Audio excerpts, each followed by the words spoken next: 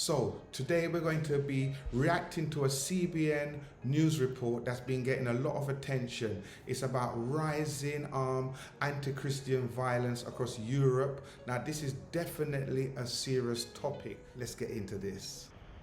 Anti-Christian violence is exploding across Europe, according to a new disturbing report from the Observatory on Intolerance and Discrimination against Christians in Europe. CBN's Trey Goins-Phillips joins us now. Trey, what did you think about this report?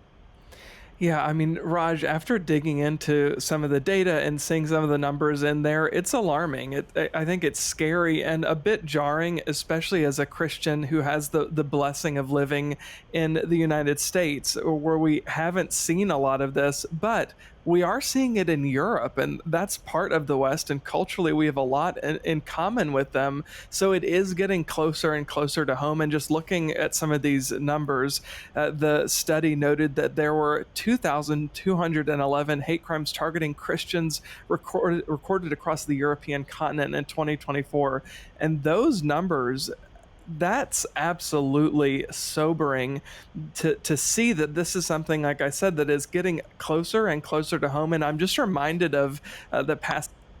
Now this gentleman says that it's scary for him. Nothing's happening in America like this.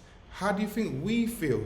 It's very, very scary what's happening in Europe. And I'm telling you, Christianity is under a serious attack. And the sooner we see it, the better it is. And we're not only under attack from other faiths, we're under attack from the government. We're under attack from everybody. Let's hear what else he's got to say. In Romans 8 that talks about how we know all of creation is groaning as the pains of childbirth right up until the present time, is what the passage says. I think that we're seeing that. We are seeing the earth going through these pains of childbirth, indicating of a return of Christ. True. But the squeeze, for lack of a better word, is getting tighter and tighter, and we're seeing it in places we didn't anticipate. At least I didn't anticipate seeing it to the extent that it's happening.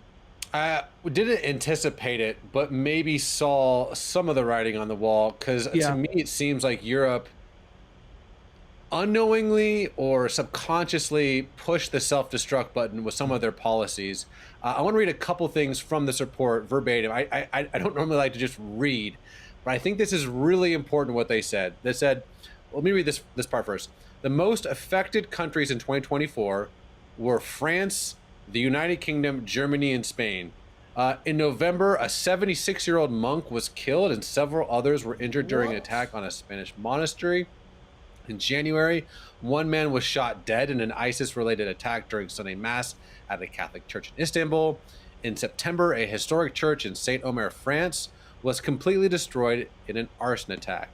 One more paragraph that again, pulling this directly from this report that I think it's important to comment on. It says this: as in previous years, several Christians were criminally charged for displaying Bible verses, offering voluntary conversations, or even silently praying in so-called buffer zones around.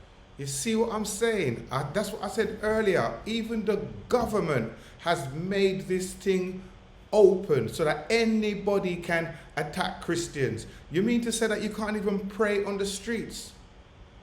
What is going on in Europe? What is going on in UK? People are being arrested for spreading the gospel, for just standing up in a corner, just praying silently. It is not allowed. You're not even allowed to wear a t-shirt. They go mad if you're wearing a t-shirt. People are giving you funny looks. They want to attack you. They want to tear you down. We are in a serious crisis now. And I'm glad that these people from America, CNN News, has decided to speak about this. BBC, ITV, Sky News, you need to talk more about this. And the government, you're partly to blame as well. And when things get sticky and tough on your own family, you will know how we are feeling right now as a community. around abortion facilities. Others face prosecution for peacefully expressing their religious beliefs or historic Christian teachings on issues related to sexual ethics.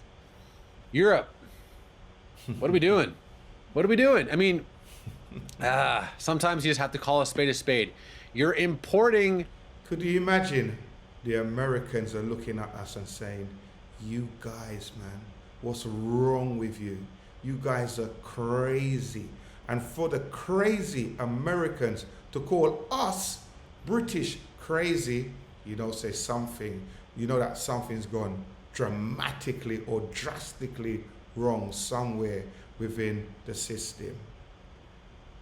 A population that vehemently and just by definition disagrees with all of these European values you care so much to promulgate. But here's the problem: the people that the source of these European values is the one thing that you actually are silencing. This is insanity. It's so clear from this side of the pond what's happening, and I know there are different nations that are trying to push back on. The word that I'm thinking of that rhymes with that sounds like self-destruction. I don't think I can say on YouTube, but it's basically taking your own life, and that seems like Europe is going down that path. And this report sure looks like the consequences of your policies are coming around to bite you now. And I really hope and pray for Europe's sake that they grow a backbone and they start making wise decisions as to the bedrock of what makes. Poor Raj, he's so shocked, he cannot believe it. Like he doesn't even know what to say. And I've never seen Raj like this before, I watch him a lot and he's just in a state of shock and he's struggling to find words. And I think that what he really wants to say, he's not saying it because it might cause problems. Europe a beacon for, with all of its issues and all of its problems, same thing here with the United States, a myriad of issues and problems, but what at its core at least tried to be a place that valued all human life, that valued liberty, that valued free speech, that valued human dignity, that didn't have caste systems or dhimmis, that all people were created in the image of God. We're getting away from that. And so, yeah, let's be praying for Europe because something is seriously wrong with what's going on over there. But Trey, I'll give you the last word, my friend. Mm-hmm. Yeah, for sure. Look, I think that there's a difference. So I'll give you an example. I was just in earlier this year over the summer. My wife and I took a trip to Paris, and it was wonderful. It was beautiful in so many ways. I mean, it's a beautiful city, but I was surprised to see so many immigrants who were there who were Muslim and maintaining all of their cultures and all their traditions. And in many circles, different parts of the city, it was like you could feel that burden of it, like, okay, this is not European right now. This is something different. And it just made me think, we value as Christians, we've talked about this, Raj, on another video, we value diversity. There's great beauty in all the different ethnicities that exist. We even value different cultural traditions. I think that's incredible and can be a blessing to learn from one another, different things that we value, different traditions that we bring to the table. The problem comes when there's not a desire to assimilate on shared values. When we don't have shared values, that is where we're seeing this breakdown, this societal breakdown in European culture. 100%. And I hope that it serves as a cautionary tale to us here at home in the United States, that we can have this diversity culturally, and of course we can have diversity ethnically, but we have to be united on what it is that we value as a society and as people. And the sad irony is in our culture, especially, I'm speaking more to us here at home in the United States, is so often Christianity is under attack. But the thing that created the space, the atmosphere where people can freely talk about how terrible they think Christianity is, or they can freely write about what they think, or they can freely express their own religious beliefs, all of that is rooted in a Christian ethic. It's rooted in the Christian values of autonomy, of individual liberties, of our value as human beings who are created in the image of God. So we need to be united on all of those values, and then we can have other differences.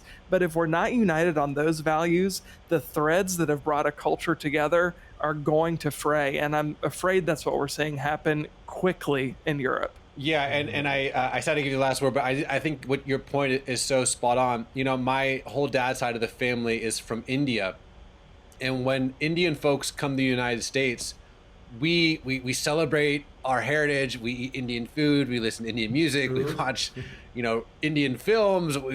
People still speak in Hindi, Malayalam, Gujarati, Punjabi. It doesn't matter. But at the end of the day, when Indian folks come to the United States, they become Americans. They embrace America, the Constitution, the freedoms, the liberties, and they celebrate it. Indians are so proud to be American. We're thrilled and blessed and honored and privileged to be here. And I think that there's a difference between that kind of immigration and importing those who don't want to become American but want to impose some sort of law and understanding that is fundamentally different than. And I agree with him. If you come to England or you come to America, you have to respect the culture. But some people come over, they'll come to the UK, they'll go to America, they don't even like the country. They don't even like the country. And then they try to impose their own stuff onto you. That cannot work. Then the established understanding of freedom and dignity for all human beings. And so I think that there just needs to be hard conversations. Like, do you want to come here and become British? Do you want to come here and become American and embrace these values? And if you don't, then why are you coming here in the first place?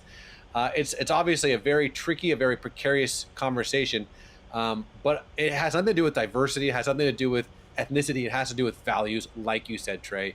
Excellent point. Let's be praying for Europe because, man, judging by this report, God knows that Europe needs God. Let's put it that way. But Trey, I appreciate your time, my friend, and God bless. Wow.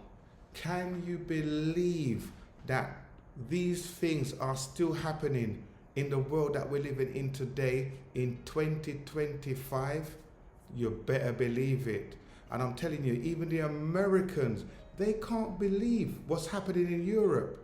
It's like Europe is anti-Christian. I don't know what's happening. Where has all this come from? If you know, put it in the comment section, please. Now I'm telling you, that was a lot to take in.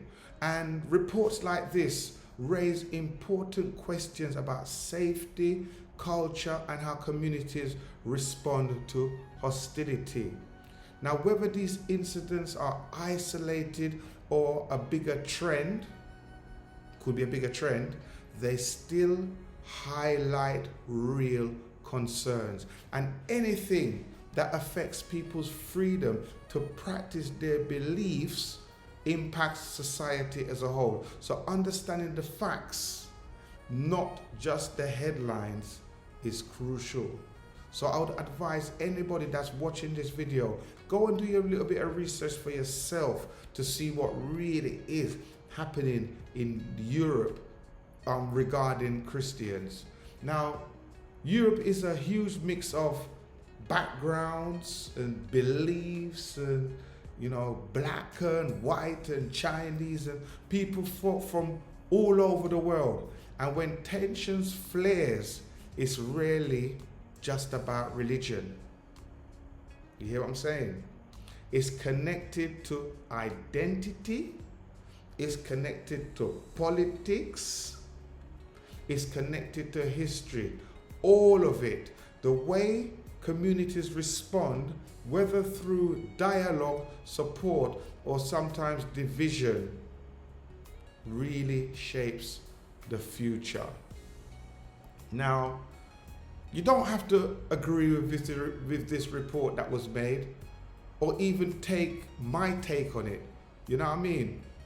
But your personal experience and perspectives can add something important to the conversation. Now you don't have to agree with the report or even take what I said, my personal opinion on it.